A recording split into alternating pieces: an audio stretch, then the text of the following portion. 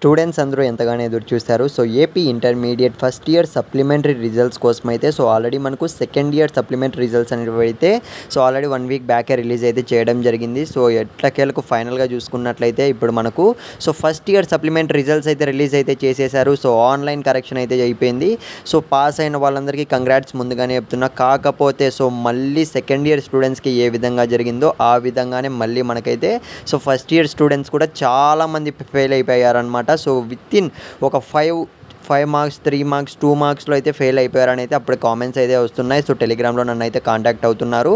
So అన్న మాకైతే next మళ్ళీ రీవెరిఫికేషన్ రీకౌంటింగ్ ఆప్షన్ ఉంటుందా ఉండదా, సో మేమైతే మళ్ళీ ఫెయిల్ అయిపోయాం, సో మళ్ళీ సెకండ్ ఇయర్లో మళ్ళీ రాయాల్సి ఉంటుంది, సో మళ్ళీ మాకు 1 ఇయర్ వేస్ట్ అవుతుంది, ఏం చేయాలని అయితే చాలామంది స్టూడెంట్స్ అయితే అడుగుతున్నారు. సో గైస్ మీరైతే ఏమాత్రం టెన్షన్ అయితే పడకండి. సో ఆన్లైన్ కరెక్షన్ కాబట్టి మనం ఏమాత్రం ఎటువంటి చేయలేము, ఏం చేయలేము అనమాట.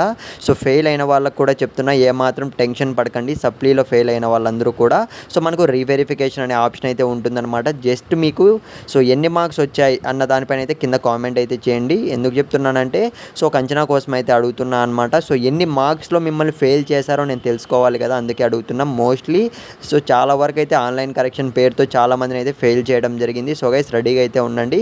సో కింద టెలిగ్రామ్ గ్రూప్ లింక్ అయితే పెట్టాను, అక్కడైతే మీరు జాయిన్ అయిపోండి. సో రీవెరిఫికేషన్ అప్డేట్స్ అన్నీ కూడా అక్కడ ఇస్తుంటాం మీకైతే.